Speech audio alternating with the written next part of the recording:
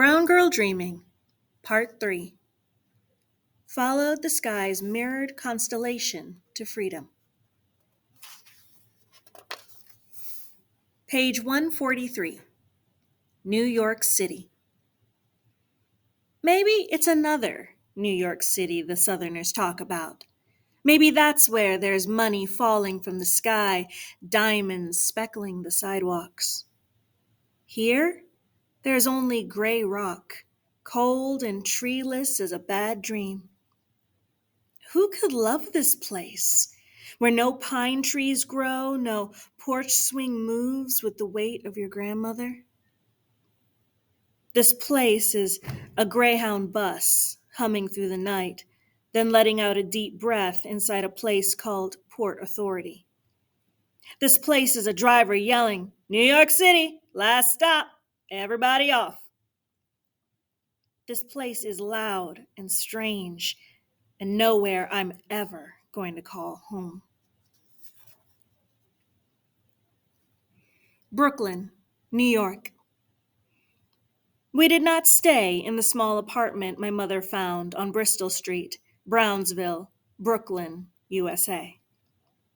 We did not stay because the dim bulb that hung from a chain swung back and forth when our upstairs neighbors walked across their floor, casting shadows that made my brother cry and suck hard on his middle fingers. We did not stay because the building was big and old, and when the bathroom ceiling fell into the bathtub, my mother said, "I am not Henny Penny, and that is not the sky." So she called Aunt Kay and her boyfriend Bernie. They borrowed a truck and helped us pack, bundled us up in winter coats, turned off that swinging light, and got us out of there. Herzl Street. So we moved to Herzl Street, where Aunt Kay and Bernie lived upstairs, and Peaches from Greenville lived below us. And on Saturday nights, more people from Greenville came by, sitting and running their mouths while the pots on the stove bubbled with collards and sizzled with chicken and cornbread baked up brown inside Kay's big black oven.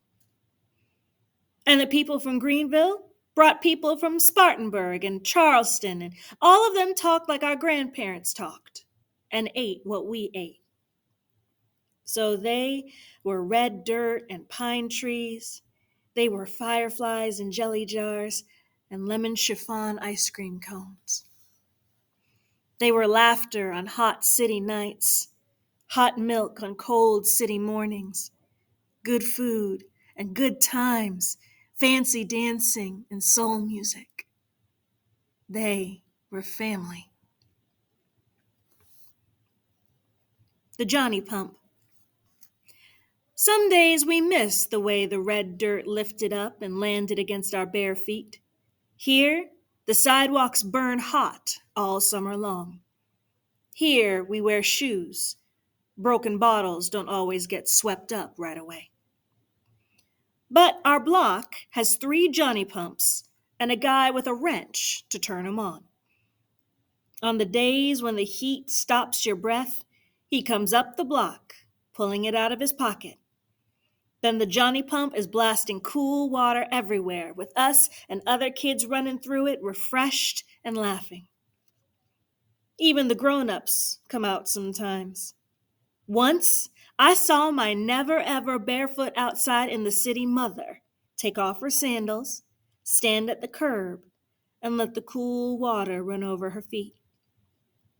She was looking up at the tiny piece of sky, and she was smiling. Genetics. My mother has a gap between her 2 front teeth. So does Daddy Gunner. Each child in this family has the same space connecting us. Our baby brother, Roman, was born pale as dust. His soft brown curls and eyelashes stop people on the street. "Whose angel child is this?" they want to know. When I say, "My brother," the people wear doubt, thick as a cape, until we smile and the cape falls. Caroline, but we called her Aunt Kay. Some memories. Aunt Kay at the top of the stairs, her arms open, her smile wide, and us running to her. Aunt Kay dressed up on a Friday night, smelling of perfume, her boyfriend Bernie, her friend Peaches. Aunt Kay in the kitchen with Peaches and Bernie, passing a blue and white box of Argo starch back and forth, the hard white chunks of it disappearing into their mouths like candy, the slow chew and swallow. Aunt Kay and Mama and Peaches in tight skirts singing in a band. Aunt Kay braiding my hair. Aunt Kay running up the stairs to her own apartment and me running behind her. Aunt Kay laughing. Aunt Kay hugging me. Then a fall. A crowd. An ambulance. My mother's tears. A funeral. And here, my Aunt Kay memories end. Moving again. After the falling, the stairs were all wrong to us. Some days I head up there, my mother said, forgetting that Kay is gone. After the falling, Bernie and Peaches packed their bags, moved out to Far Rockaway, telling my mother how much Kay loved the ocean. After the falling, we took the A train to their new apartment, played on the beach till the sun went down, Mama quiet on a blanket, looking out at the water. Kay was her big sister, only 10 months older. Everyone always thought they were twins, so that's what they said they were. Couldn't look at one of us, my mother said, without seeing the other. After the falling, the hallway smelled like Kay's perfume whenever it rained. So we moved again, to the second floor of a pink house on Madison Street. Out front, there was a 5-foot sculpture made from gray rock, ivory, and sand. A small fountain sent water cascading over statues of Mary, Joseph, and Jesus. People stopped in front of the house, crossed themselves, mouthed a silent prayer, and moved on. This house is protected, the landlord told my mother. Saints keep us safe. This house is protected, my mother whispered to us, by the saint of ugly sculpture. After the falling, sometimes I would see my mother smiling at that sculpture. And in her smile, there was Aunt Kay's smile, the two of them having a secret sister laugh, the two of them together again.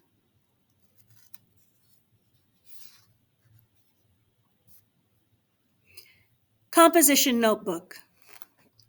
And somehow, one day, it's just there. Speckled black and white, the paper inside smelling like something I could fall right into. Live there, inside those clean white pages. I don't know how my first composition notebook ended up in my hands. Long before I could really write, someone must have known that was all I needed. Hard not to smile as I held it, felt the breeze as I fanned the pages. My sister thought my standing there smiling was crazy. Didn't understand how the smell and feel and sight of bright white paper could bring me so much joy. Why does she need a notebook? She can't even write. For days and days, I could only sniff the pages, hold the notebook close, listen to the sound the papers made. Nothing in the world is like this.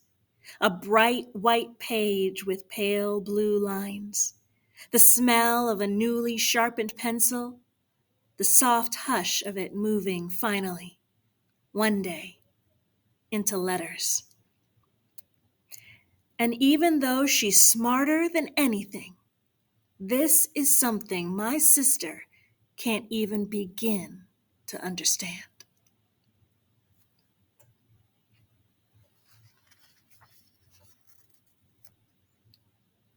On paper. The first time I write my full name, Jacqueline Amanda Woodson, without anybody's help on a clean white page in my composition notebook, I know if I wanted to, I could write anything.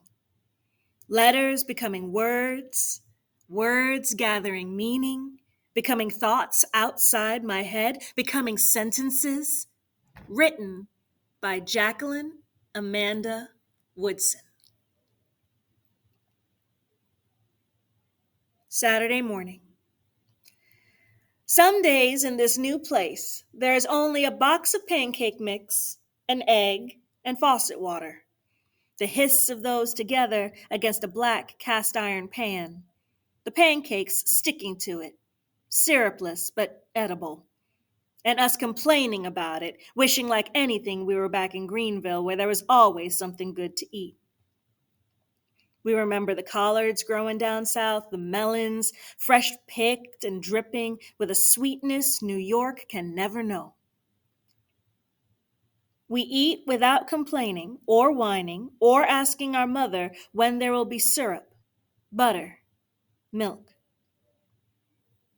We remember Greenville without her. Count our blessings in silence and chew.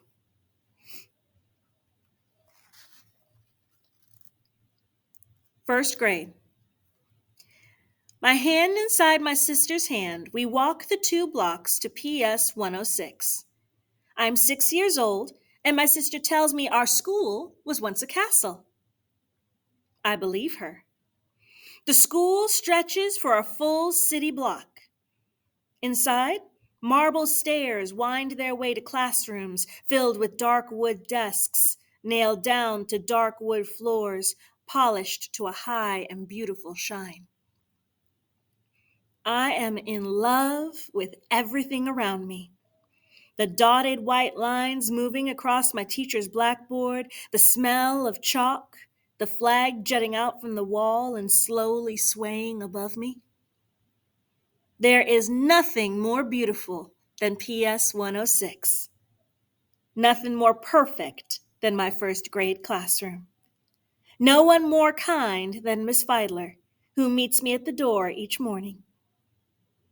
Taking my hand from my sister's, smiles down and says, "Now that Jacqueline is here, the day can begin."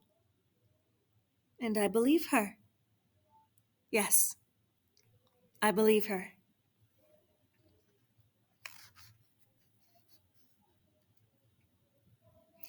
Another Kingdom Hall. Because my grandmother calls and asks if we're spreading Jehovah's word, because my mother promises my grandmother she'll raise us right in the eyes of God, she finds a Kingdom Hall on Bushwick Avenue so we can keep our Jehovah's Witness ways. Every Sunday, we put on our Kingdom Hall clothes, pull out our Kingdom Hall satchels filled with our Kingdom Hall books, and walk the 7 blocks to the Kingdom Hall. This is what reminds us of Greenville. The Saturday night pressing of satin ribbons, Hope struggling with the knot in his tie, our hair oiled and pulled back into braids, our mother's hands less sure than our grandmother's, the parts crooked, the braids coming undone.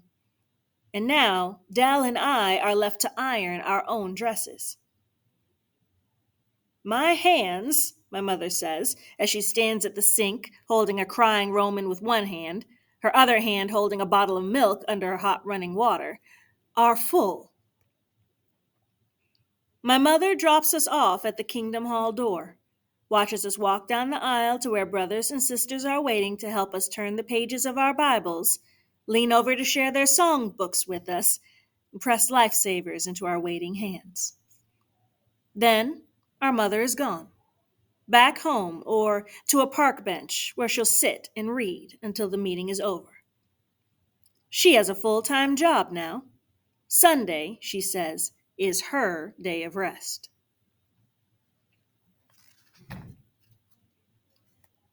Flag. When the kids in my class ask why I'm not allowed to pledge to the flag, I tell them it's against my religion. But I don't say, I'm in the world but not of the world. This they would not understand. Even though my mother's not a Jehovah's Witness, she makes us follow their rules and leave the classroom when the pledge is said. Every morning I walk out with Gina and Alina, the two other witnesses in my class.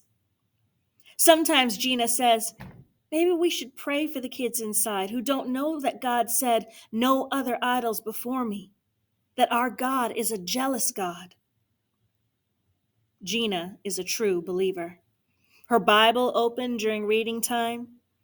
But Alina and I walk through our roles as witnesses as though this is the part we've been given in a play.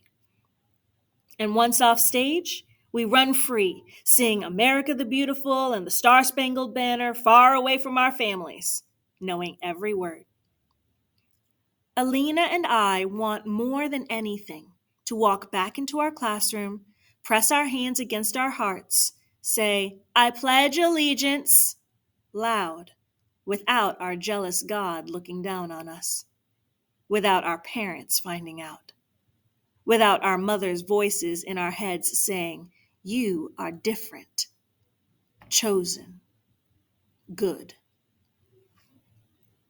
When the pledge is over, we walk single file back into the classroom, take our separate seats, Alina and I, far away from Gina. But Gina always looks back at us, as if to say, I'm watching you, as if to say, I know.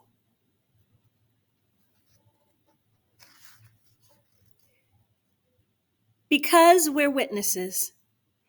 No Halloween, no Christmas, no birthdays. Even when other kids laugh as we leave the classroom, just as the birthday cupcakes arrive, we pretend we do not see the chocolate frosting. Pretend we do not want to press our fingertips against each colorful sprinkle and lift them one by one to our mouths. No voting, no fighting, no cursing, no wars. We will never go to war. We will never taste the sweetness of a classroom birthday cupcake. We will never taste the bitterness of battle. Brooklyn rain. The rain here is different than the way it rains in Greenville. No sweet smell of honeysuckle, no soft squish of pine, no slip and slide through the grass. Just Mama saying, stay inside today, it's raining.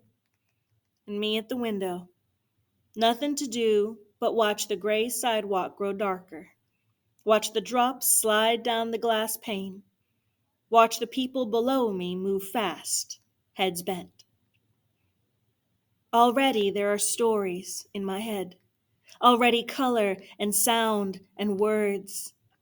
Already I'm drawing circles on the glass, humming myself somewhere far away from here.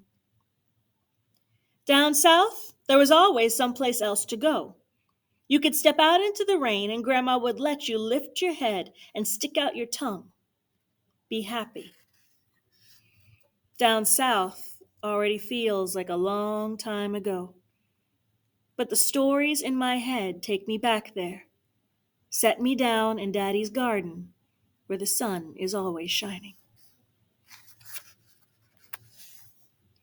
Another way. While our friends are watching TV or playing outside, we are in our house, knowing that begging our mother to turn the television on is useless. Begging her for 10 minutes outside would only mean her saying no, saying, you can run wild with your friends anytime. Today, I want you to find another way to play. And then one day, my mother comes home with 2 shopping bags filled with board games. Monopoly, checkers, chess, ants in the pants, sorry, trouble, just about every game we've ever seen in the commercials between our Saturday morning cartoons. So many games, we don't know where to begin playing. So we let Roman choose. And he chooses trouble because he likes the sound the die makes when it pops inside its plastic bubble. And for days and days, it is Christmas in November. Games to play when our homework is done, Monopoly money to count, and checkers to slam down on boards. Ants to flip into blue plastic pants, chess pieces to practice moving until we understand their power, and when we don't, Roman and I argue that there's another way to play called our way. But Hope and Dell tell us that we're too immature to even begin to understand, then bend over the chessboard in silence, each becoming the next chess champ of the house, depending on the day and the way the game is played. Sometimes Roman and I leave Hope and Dell alone to go to another corner of the room and become what the others call us, the two youngest, playing games we know the rules to: tic-tac-toe and checkers, hangman and connect the dots.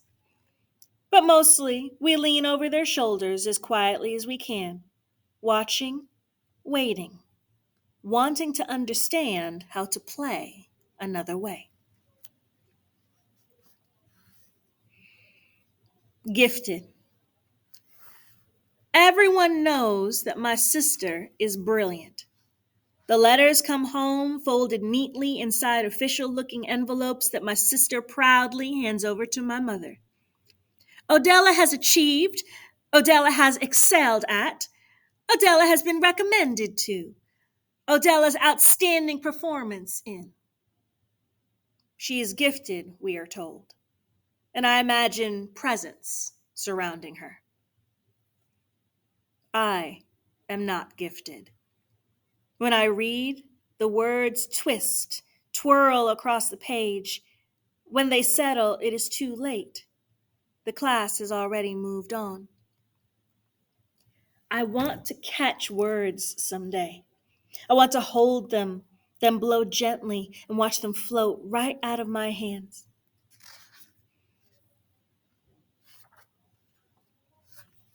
Sometimes. There's only one other house on our block where a father doesn't live. When somebody asks why, the boy says, "He died." The girl looks off down the block, her thumb slowly rising to her mouth. The boy says, "I was a baby." Says, "She doesn't remember him," and points to his silent sister. Sometimes I lie about my father. "He died," I say, "in a car wreck." Or, "He fell off a roof." Or maybe, "He's coming soon, next week, and next week, and next week." But if my sister's nearby, she shakes her head, says, "She's making up stories again." Says, "We don't have a father anymore." Says, "Our grandfather's our father now." Says, "Sometimes that's the way things happen." Uncle Robert. Uncle Robert has moved to New York City. I hear him taking the stairs two at a time, and then he is at our door, knocking loud until our mother opens it. Curlers in her hair, robe pulled closed, whispering, "It's almost midnight, don't you wake my children." But we are already awake, all four of us smiling and jumping around my uncle. "What'd you bring me?" Our mama shushes us, says it's too late for presents and the like. But we want presents and the like. And she too is smiling now, happy to see her baby brother, who lives all the way over in Far Rockaway, where the ocean is right there if you look out your window. Robert opens his hand to reveal a pair of silver earrings, says to my sister, "This is a gift for how smart you are." I want to be smart like Dell. I want someone to hand me silver and gold just because my brain clicks into thinking whenever it needs to. But I am not smart like Dell.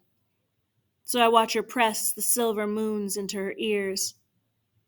I say, "I know a girl 10 times smarter than her. She gets diamonds every time she gets 100 on a test."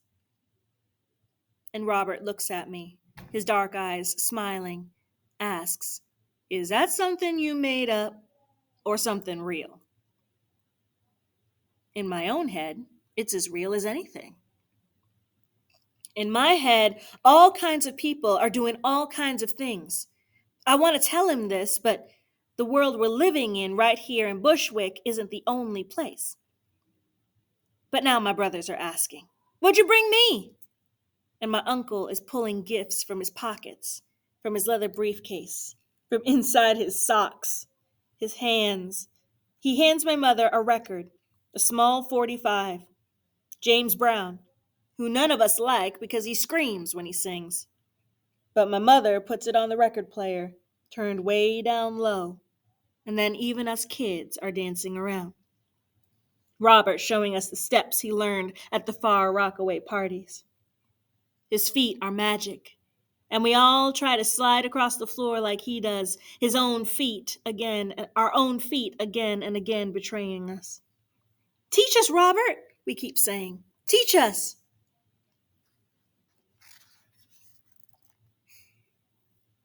Wishes.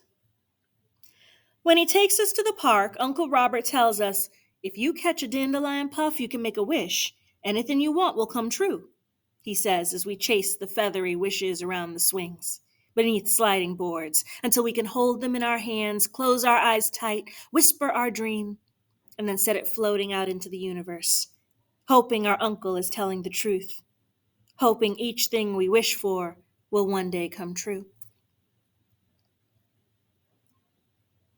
Believing. The stories start like this. "Jack and Jill went up a hill," my uncle sings. "I went up a hill yesterday," I say. "What hill?" "In the park." "What park?" "Halsey Park." "Who was with you?" "Nobody." "But you're not allowed to go to the park without anyone."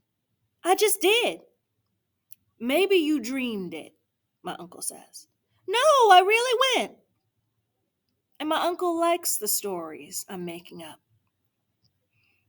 "Along came a spider and sat down beside her." "I got bit by a spider," I say. "When?" "The other day." "Where?" "Right here on my foot." "Show us." "Oh, it's gone now." But my mother accuses me of lying. "If you lie," she says, "one day you'll steal." "I won't steal." It's hard to understand how one leads to the other, how stories could ever make us criminals. It's hard to understand the way my brain works, so different from everybody around me. How each new story I'm told becomes a thing that happens in some other way to me.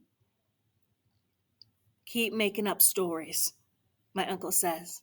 "You're lying," my mother says. Maybe the truth is somewhere in between all that I'm told and memory. Off key. We start each meeting at Kingdom Hall with a song and a prayer, but we're always late. Walking in when the pink songbooks are already open, looking over shoulders, asking brothers and sisters to help us find our place. If it's a song I like, I sing loud until my sister shushes me with a finger to her mouth. My whole family knows I can't sing. Please pardon this interruption. At this time, Team Everest should make their way to the... My voice, my sister says, is just left of the key, just right out of the tune. But I sing anyway, whenever I can. Even the boring witness songs sound good to me. The words telling us how God wants us to behave, what he wants us to do. "Be glad, you nations, with his people. Go preach from door to door. The good news of Jehovah's kingdom. Proclaim it from shore to shore." It's the music around the words that I hear in my head, even though everyone swears I can't hear it. Strange that they don't hear what I hear. Strange that it sounds so right to me.